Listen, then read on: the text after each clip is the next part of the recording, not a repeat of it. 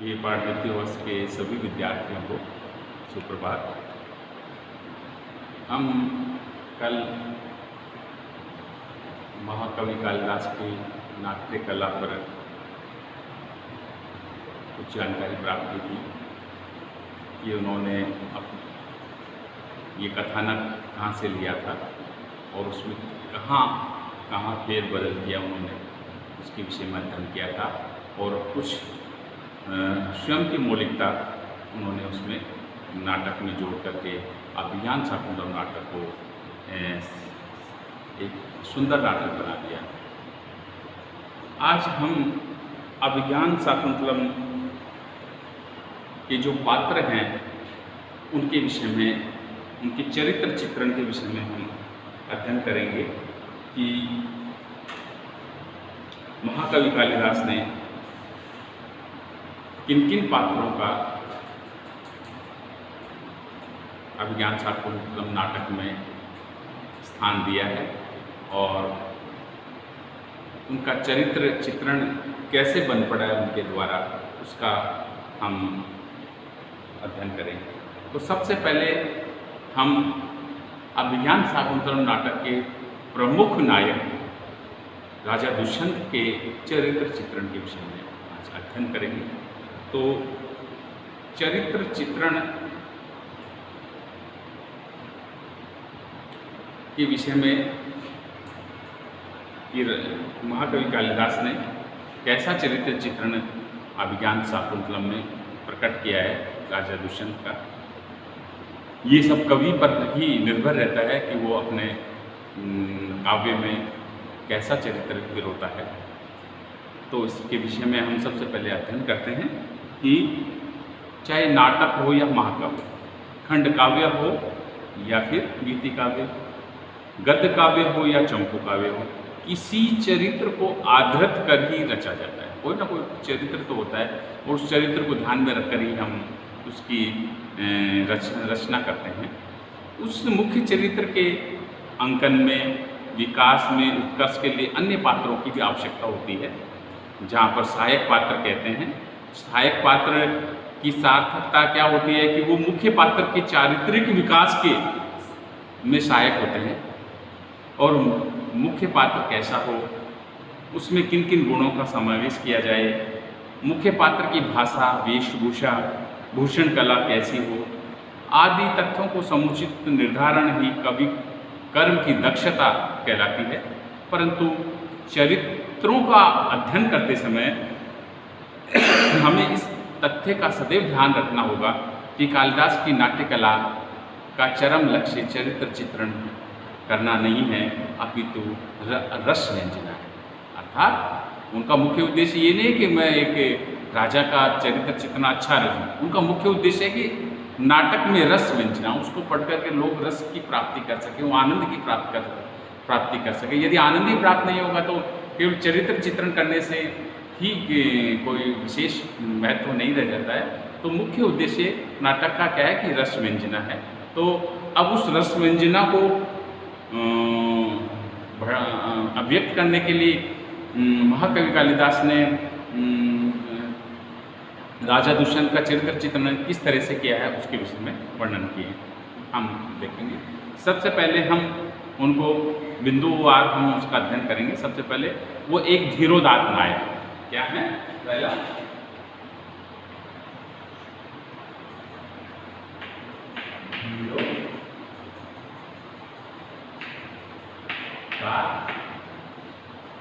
नायक।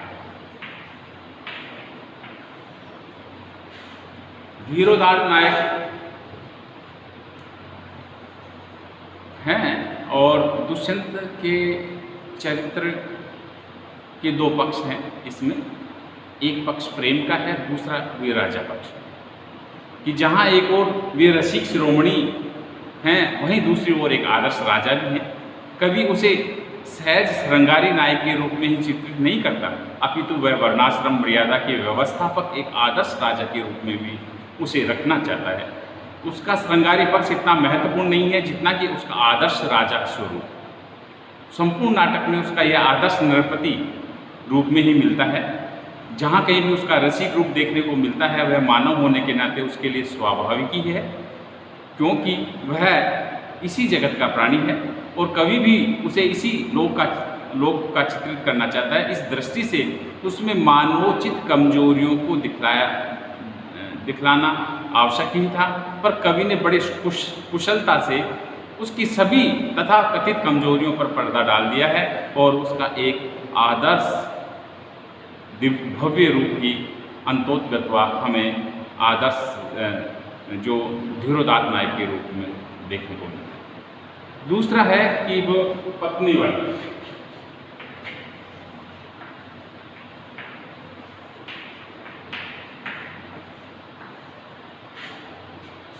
राजा दुष्यंत जब शकुंतला को पहचानने से मना कर देते हैं और शकुंतला शुद्धांत पत्नी भाव की भिक्षा मांग रही होती है, तब वह साफ मना करता है कि वह पर स्त्री स्पर्श को वह महापाप समझता है, परंतु श्राप निवृत्त होने पर वह उसे पत्नी रूप में स्वीकारता है और पश्चाताप करता है। अतः वह पत्नी के प्रति चिंता भाव रखने के कारण वह पत्नी वर्ता पति भी। अगला जो बिंदु है हमारा सरल और सरस स्वभाव। सरल और सरस स्वभाव।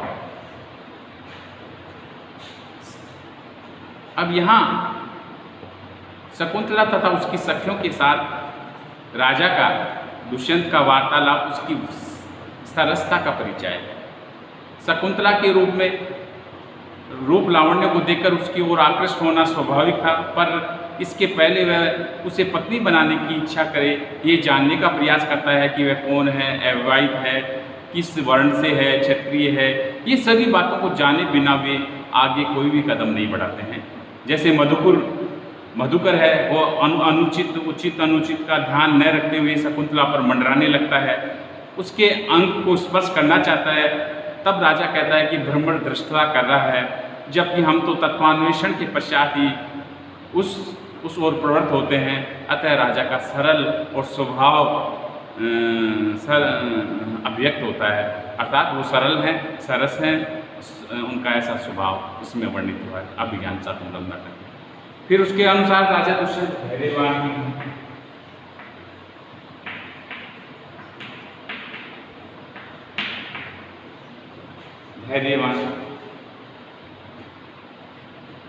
स्थाप स्मृति भ्रष्ट होने के कारण राजा जब शकुंतला को स्वीकार नहीं करता तो सारंगराव क्रोधित होकर उसे फटकारता भी है, धिक्कारता भी है।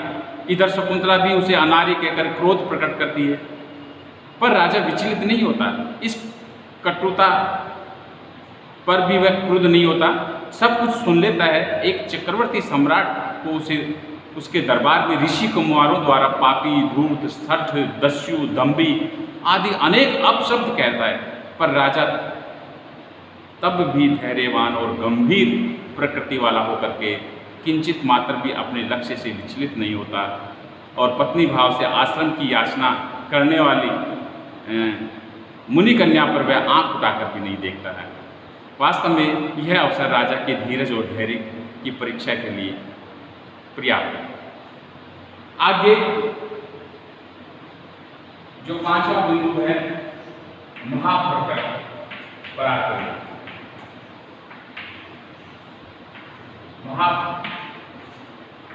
महापराक्रमी राजा दुष्यंत का जो चरित्र हम एक महापराक्रमी के रूप में भी हम देखते हैं। उसमें राजा दुष्यंत प्रभावान, वीर, बलिष्ठ और महापराक्रमी राजा भी है। वह राक्षसों के वध के लिए उसे धनुष पर बाण संधान की भी आवश्यकता नहीं पड़ती। वह प्रत्यंचा के और टंकार की मात्र से ही राक्षसों के विघ्नों को दूर कर देते हैं। उसे अपनी शक्ति पर पूरा विश्वास है। राक्षसों को नष्ट करने के लिए वह अकेला ही आश्रम को प्रस्थान करता है, सैनिकों को राजधानी लौटा देता है। दैत्यों से युद्ध करने के लिए स्वयं इंद्र उसे स्वर्ग में बुलाता है और उसके पराक्रम से प्रसन्न हो अपना अर्धासन देकर उसके गले में मंदार माला पहनाता है। वह अपने बाहुबल से अकेला ही संपूर्ण पृथ्वी का शासन करता है। देवता भी उसकी सहायता की अपेक्षा रखते हैं। शकुंतला के प्रत्याख्यान में वसंतोत्सव भी बंद करा देता है और स्वयं कामदेव भी उसके प्रभावश उसकी आज्ञा का पालन करते हैं। इस प्रकार राजा दुष्यंत महापराक्रमी हैं। आगे उनकी जो विशेषता है विनयी होना।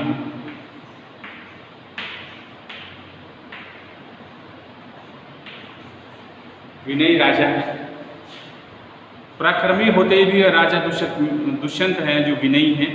कर्ण के आश्रम में प्रवेश करते समय वह सूत से कहता है कि विनीत वेशेन प्रविष्टव्यानि तपोनानि नाम, और सूत को अपने आभरण तथा धनुष बाण देकर विनीत भाव से आश्रम में प्रवेश करता है और असुरों पर विजय प्राप्त करके भी वह उसे इंद्र का अनुग्रह बतलाता है। उसे विजय से बिल्कुल भी गर्व नहीं करता, उस विजय से गर्व नहीं होता है। अतः वास्तव में ये राजा विनयी हैं। ऐसा वर्णन उनका चरित्र चित्रण अभिज्ञान शाकुंतल नाटक में हुआ। फिर उनकी है प्रेम परायणता।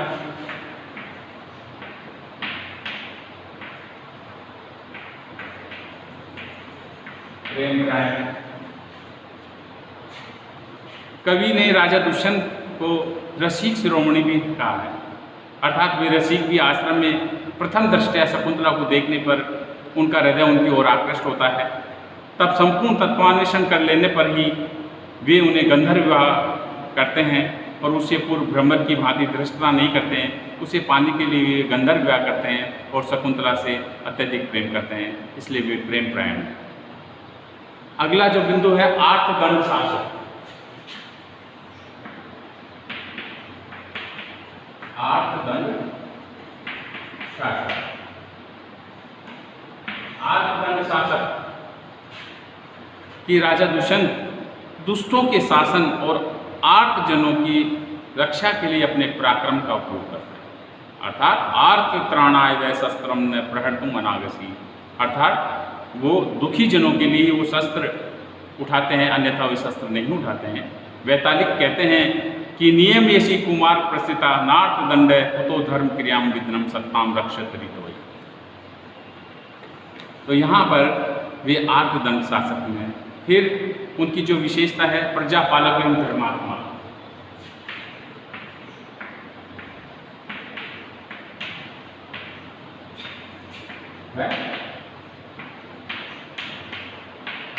धर्मात्मा राजा दुष्यंत प्रजापालक और धर्मात्मा और पाप विरूपी हैं। ऋषि मुनियों के प्रति उसे अपार श्रद्धा है। प्रजा का स्वसंततिवत अर्थात पुत्र के समान भी पालन करते हैं। प्रजा का वह कर के रूप में प्रजा से उपज का छठा हिस्सा कर के रूप में लेते हैं। उसके बदले सदा उनकी रक्षा में तत्पर रहते हैं। अपने सुख की चिंता न करके प्रजा की सुख के लिए सदा तत्पर रहते हैं। प्रजाजनों को कुमार्ग से हटाते हैं, उनके लड़ाई झगड़े शांत करते हैं। कर्ण शिष्यों के आगमन पर राजा दुष्यंत धर्मासन से उठकर उनके स्वागत के लिए अनुनय अभिवादन करता है और उनकी कुशल क्षेम पूछता है। इस प्रकार अपनी विनयशीलता से ऋषियों के प्रति आदर भावना रखने के कारण वे धर्मात्मा भी हैं। तो वे प्रजापालक और धर्मात्मा। अगला जो बिंदु है वो है न्याय।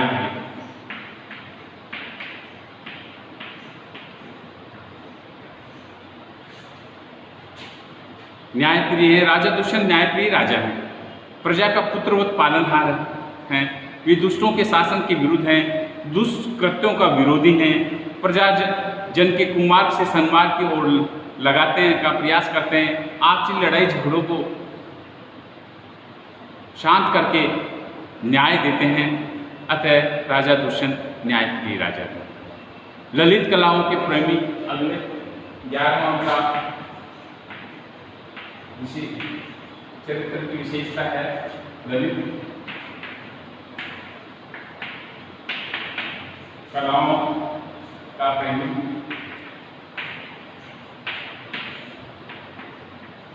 संगीत में और चित्रकला में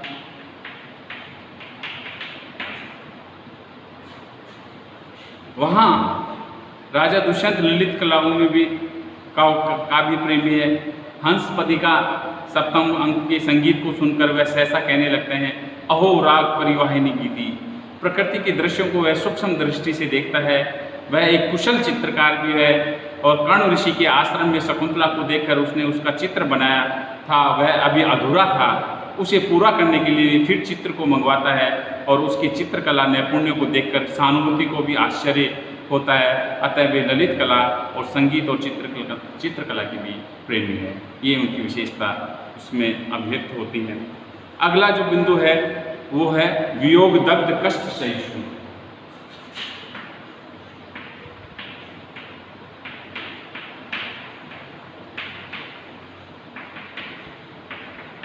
कष्ट सहिष्णु, वियोग दग्ध कष्ट सहिष्णु राजा भी है। जब राजा दुष्यंत मुद्रिका को देखकर शकुंतला की स्मृति हो जाती है कि मैंने शकुंतला से आश्रम में गंधर्व विवाह किया था, उसे मैंने ही मेरे नामांकित मुद्रिका दी थी। शकुंतला गर्भवती होकर वह मेरे पास आई थी, किंतु मैंने ही उसे स्वीकार नहीं किया। साप के कारण साप निवृत्ति होने पर वह दुखी होता है, पश्चाताप की अग्नि में जलने लगता है और वसंतोत्सव बंद करा देता है। प्रिया वियोग विदग्ध होकर भी असुरों पर विजय प्राप्त करता है। अतः पश्चाताप तो विदग्ध हृदय को तक शांति नहीं मिलती जब तक कि साप रहस्य का वृतांत महर्षि मारीच के द्वारा प्रकट नहीं कर दिया जाता। अतः वियोग दग्ध होकर कष्टों को सहन करने के कारण वो कष्ट सहिष्णु राजा भी हैं। अर्थात वियोग में भी वो अपने काम पर विशेष ध्यान देते हैं। अंत में उनकी जो विशेषता है चरित्र चित्रण है वो है आदर्श प्रणयी राजा। आदर्श प्रणयी राजा, आदर्श प्रणयी राजा राजा दुष्यंत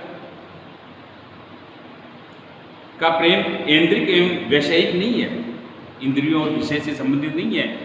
वे वीर चक्रवर्ती पुत्र प्राप्त करने के लिए शकुंतला से विवाह करते हैं। वे विविध मानसिक एवं कायिक कलुष की संतप्त भट्टी में तपकर अपने प्रेम स्वर्ण को निखारते हैं। विरह अग्नि और तपस्या अग्नि में जब प्रेम को दूषित करने वाले कपट, छल, छिद्र, स्वार्थ, मोह आदि विकार जल जाते हैं, तभी वह निरपेक्ष, उदात्त एवं आदर्श स्थायी प्रेम बनता है। और इसी आदर्श प्रेम को राजा दुष्यंत और शकुंतला बहुत ही विघ्नों को पार करके आदर्श प्रेमी राजा का श्रेय उनको प्राप्त मिलता है।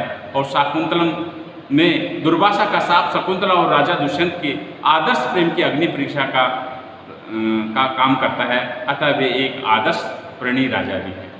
सारांश में हम अंत में ये कह सकते हैं कि कवि ने दुष्यंत के रूप में उसकी तत्कालीन राजोचित रसिकता के अतिरिक्त एक महान पराक्रमी, विनयी, प्रेम पर कर्तव्य परायण, प्रजापालक पर आर्तदंड शासक, प्रभावशाली पर न्याय परायण, वैभव संपन्न पर कष्ट सहिष्णु, वियोग दग्ध पर मात्र प्रजाभक्त और ललित कला प्रेमी निरअभिमानी आदर्श प्रणयी राजा का प्रशस्त चित्र महाकवि कालिदास ने प्रस्तुत किया है अभिज्ञान शाकुंतलम में। इस प्रकार महाकवि कालिदास ने राजा दुष्यंत के चरित्र चित्रण में इन 13 विशेषताएं हैं और उनके मुख्य नायक होने में ये सारी जो विशेषताएं उनके चरित्र चित्रण में देखने को हमें मिलती हैं। ऐसा चरित्र चित्रण महाकवि कालिदास ने मुख्य नायक राजा दुष्यंत को स्पष्ट किया है। आज के लिए इतना ही पर्याप्त है। धन्यवाद।